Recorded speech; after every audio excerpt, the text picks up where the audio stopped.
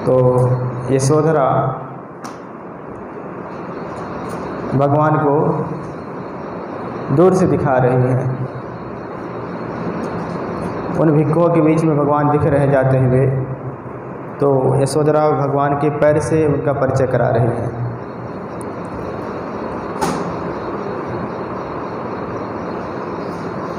यशोधरा कहती हैं, राहुल को ऐसे अंगुली करके दिखा रही हैं और कहती हैं, राहुल चक्रवरंकित रक्त सुपादो, जिसका सुपाद, जिसका पैर रक्त जैसा दिख रहा है, लाल दिख रहा है। भगवान का तलवा रक्त जैसा लाल दिखता था। करे जिसका वो तलवा लाल जैसा दिख रहा है और उस पर तलवे पे जो चक्र अंकित बना दिख रहा है, भगवान के पैर में चक्र अंकित था। चक्रवरंकित रक्त सुपादो लखन मंडित, और भगवान के पैर पे, उनके पंजों पे बहुत सारे छोटे छोटे लक्षण बने हुए थे। तो करे जिनका वो पैर लक्षणों से मंडित हुआ दिखाई दे रहा है। चक्रवरंकित रक्त सुपादो लखन मंडित आयत पन्ने चामर छत्त विभूषित पादो। कह रहे कि जिनका जो पैर रक्त वर्ण के समान दिख रहा है, चक्र दिख रहा है, बहुत सारे लक्षण दिख रहे हैं, और जिनकी एड़ी चौड़ी चौड़ी दिख रही है, भगवान की एड़ी चौड़ी थी। कह रहे हैं वही तुम्हारे पिता हैं।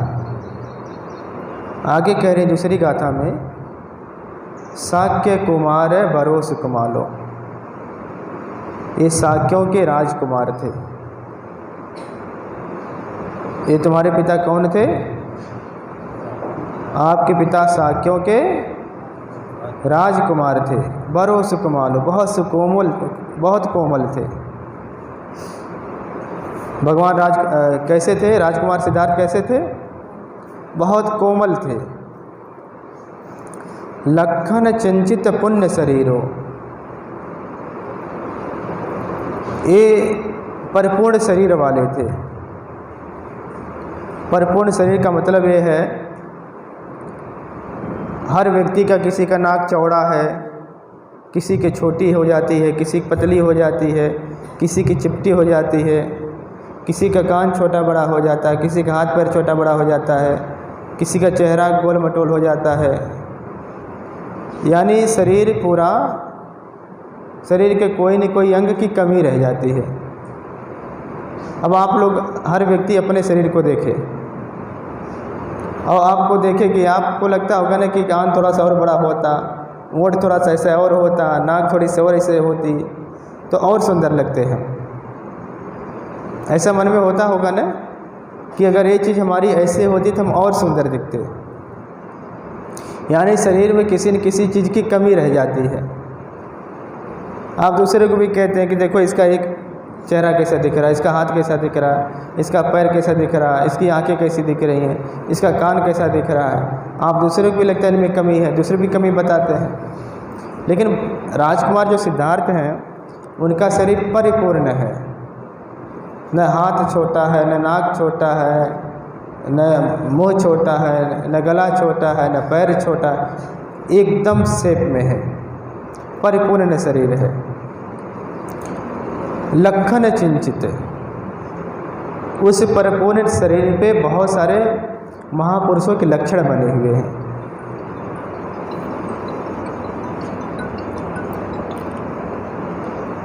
लोकहिताय गतो नरवीरो, नरवीर यानी मनुष्यों में वीर बहादुर व्यक्ति। लोकहिताय, संसार के हित के लिए गृह त्याग कर दिया। ऐसे ही तो ही है पिता नरसिंह, वही जो सिंह के समान दिख रहे हैं, वही तुम्हारे पिता हैं। पुण्य सशंक मुखो निख, पुण्य सशंक मुख बन्नो, देव नरान पियो नर नागो, मत गजित विलासित गामी, ऐसे ही तु ही पिता नरसिंह। पुण्य सशंक, इनका जो चेहरा है वह चंद्रमा की, पूर्ण चंद्रमा की भांति चमक रहा है। कह रही जिसका चेहरा पूर्ण चंद्रमा की तरह चमक रहा है, जो देवताओं और मनुष्यों के प्रिय लग रहा है, और वो जो मतवाले हाथी की तरह जा रहा है। भगवान चलते थे कैसे लगते थे? जैसे हाथी चलती है, तो हाथी कैसे चलती है? हाथी की अपनी एक मदमस्त चाल होती है, वो अपने चाल में चलती है, बहुत मस्ती के साथ चलती है, बहुत मस्त होकर के चलती है। हाथी ऐसा सामान्य चाल नहीं चलती है कि बहुत धीरे धीरे चल रही हो या बहुत जो है बहुत तेज़ी से भागती जा रही हो, ऐसे हाथी नहीं चलती। हाथी को चलता हुआ देखकर लोगों को अच्छा लगता है। यशोधरा कह रही हैं कि वो जिसका चेहरा चंद्रमा की तरह चमक रहा है, जिसको देवता और मनुष्य प्रिय लग रहे हैं, जो हाथी की तरह मदमस्त चाल में चले जा रहे हैं, वही तुम्हारे पिता हैं। आगे कह रही है क्षत्रिय संभव अज्ञ कुलीनो। यह क्षत्रिय यानी क्षत्रिय है। क्षत्रिय संभव, फिर आप बोल दीजिए क्लास ले रहे हैं, बोलिए तो उनको फ़ोन करके उठाई के।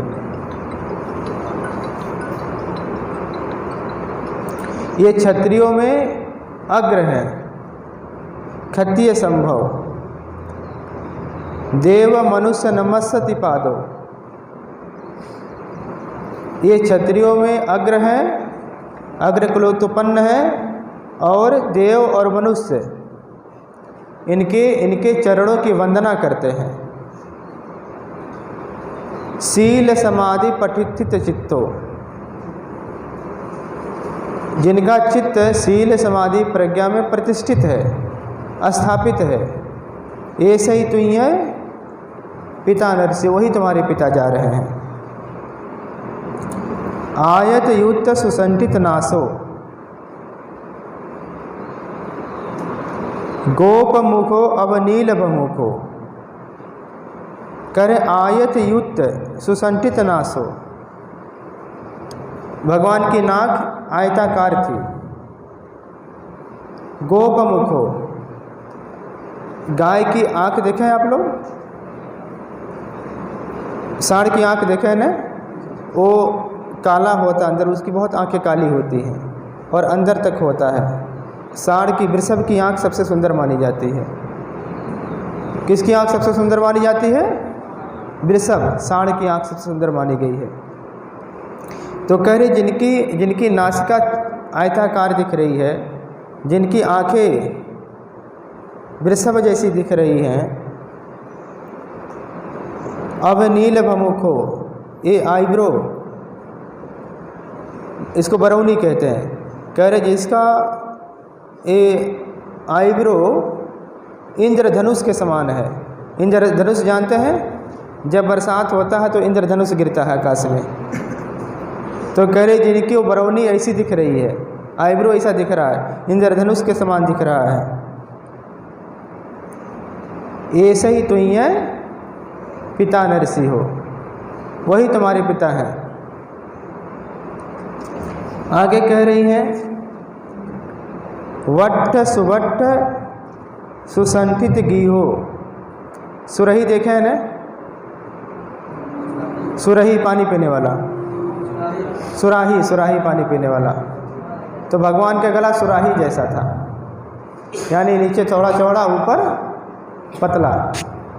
भगवान का गला कैसा है? सुराही जैसा। कह रही जिनका वो गला सुराही जैसा दिख रहा है। वट्ठ सुवट्ठ, सिंह हनु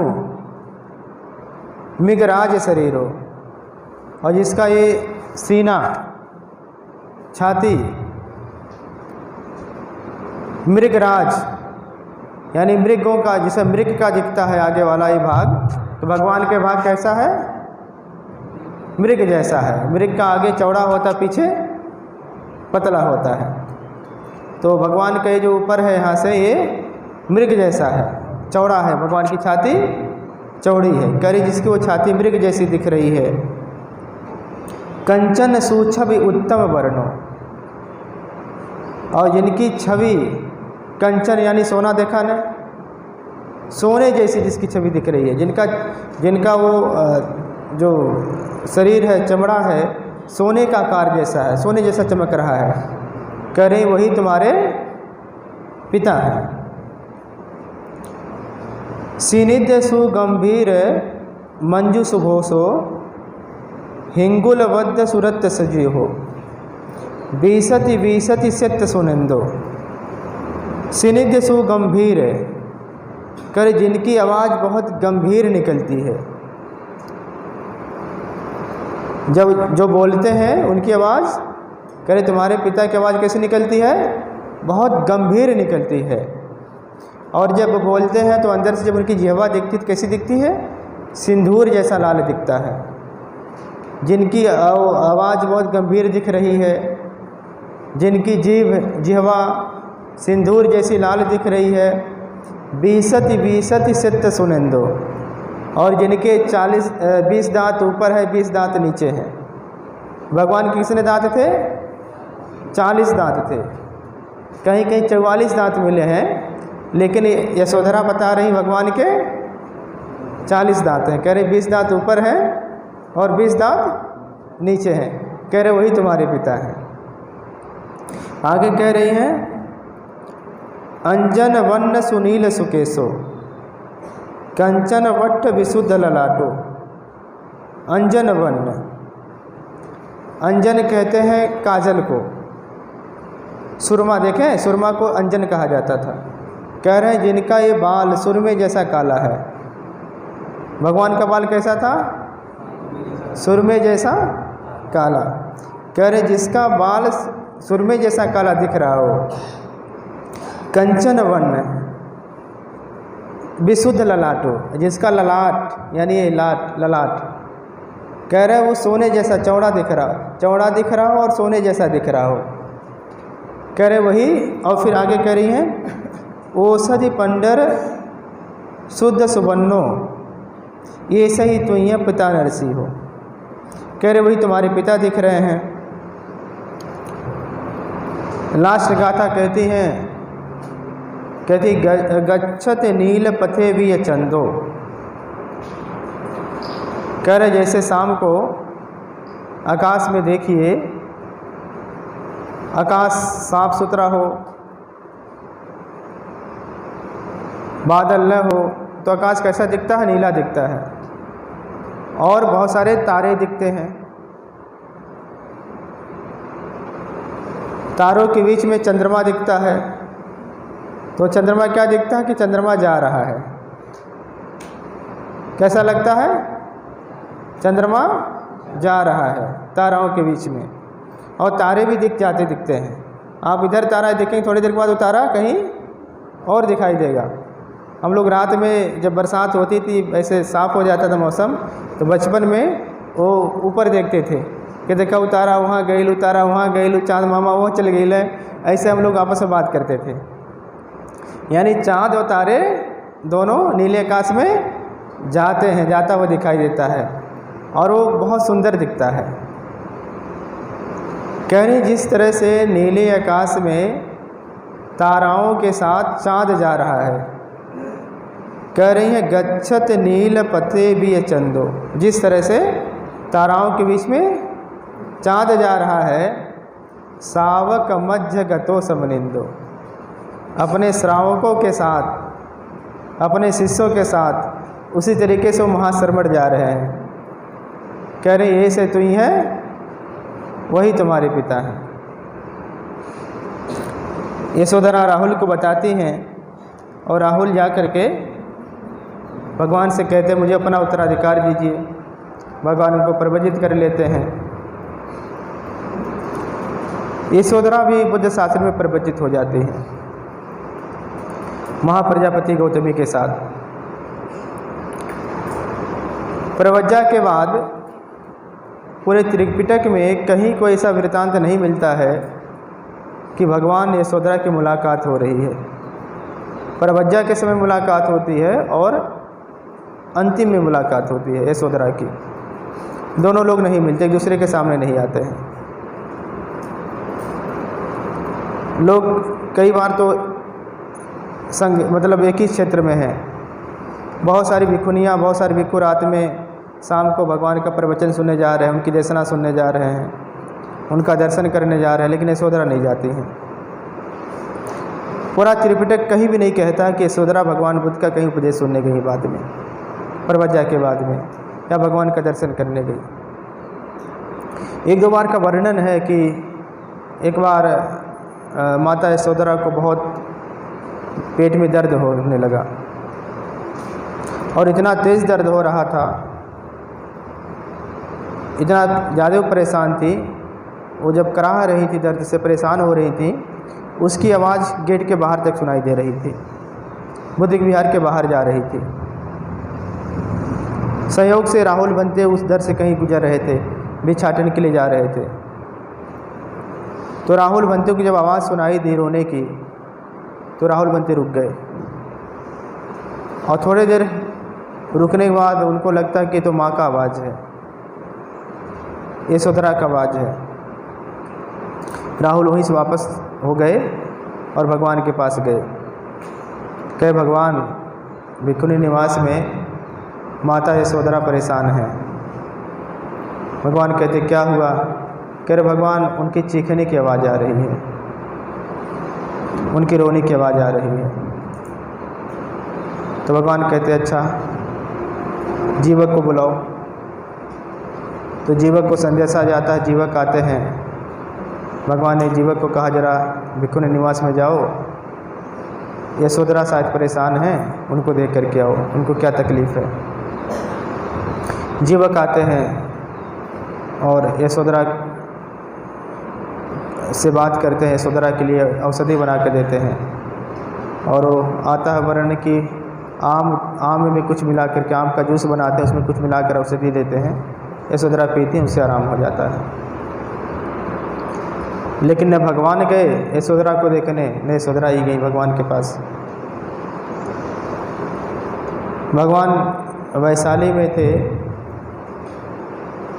चपाल चैत्य में थे, जहाँ भगवान का और यशोधरा का जो है, यशोधरा ने जहाँ प्रवज्जा लिया था जिस विहार में, संयोग से भगवान उसी विहार में थे। तो यशोधरा भगवान के पास एक दिन गई, भगवान को प्रणाम किया और भगवान से कहा कि भगवान, दुख मुक्त हो चुकी हूँ। कह रहे भगवान, हमारा जो राग द्वेष मोह था, मैंने उसे जड़ से उखाड़ दिया, समाप्त कर दिया है। अब चित्त में कोई बंधन नहीं रह गया भगवान, मन के सारे बंधन समाप्त किया। कह रहे अब जीवन का बंधन भी काट देना चाहती हूँ। कह रहे मैं आपको बस बताने आई हूँ कि मैं अपनी शरण में जा रही हूँ।